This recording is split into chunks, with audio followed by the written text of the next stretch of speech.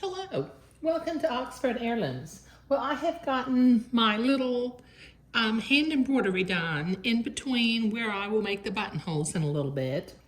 And you'll notice I've already pressed the facing to the inside on both of my two front pieces. Now I'm going to take the pins out of the back piece, and I've got my two sleeves up here.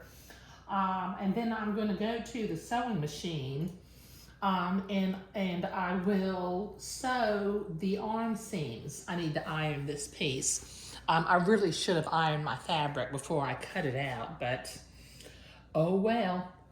Okay, so this will take me a minute to get to the sewing machine and sew the arm seams. Now what I'm going to do is I'm going to do a 1/4 inch seam, then I'm going to trim it to 1/8 of an inch, and then I will zigzag the edge of each seam. And then I'll press them, and then in a little bit I'll come back and I will be pleating the neckline of the garment. Okay, so I've got my sleeves and front and backs all sewn together. I pressed the seams, and I've got the garment rolled up on my wooden dowel. This particular pattern, Missy, it comes with a smocking design. So I need to put, I loaded up my pleater with 6 smocking threads. So I'm going to run it through the pleater. Now what I'll do is I will start the fabric halfway, or the top edge of the fabric is going to be halfway past the 6th needle, halfway between the 6th and the 7th needle.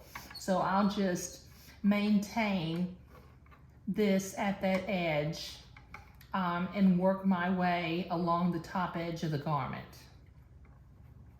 So this will take me a minute to do. Okay, so I've got this all run through the pleater. Let me get it off of the needles and keep it on the thread.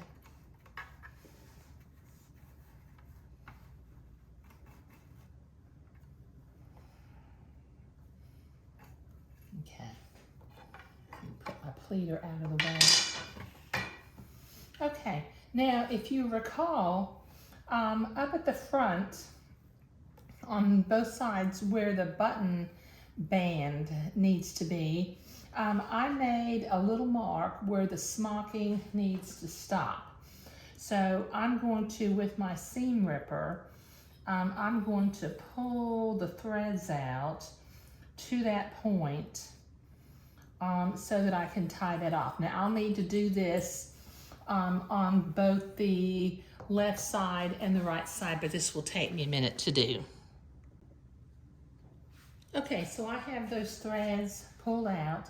Now I'm going to fold these little facings in for just a minute, and then I'm going to use my neckband piece, and I'm going to tie this off where it's about a 1/2 an inch shorter than the neckband. That way I have a 1/4 inch on either side of the neck for the neckband to be installed. So I'm going to tie knots. Now, I think I've mentioned before, you got to learn how to tie knots that are not going to come out. And I was meaning to look up what kind of knot that this is called, but it's just a simple knot. I take the 2 threads, wrap it around my finger, come back through, and then tie the knot.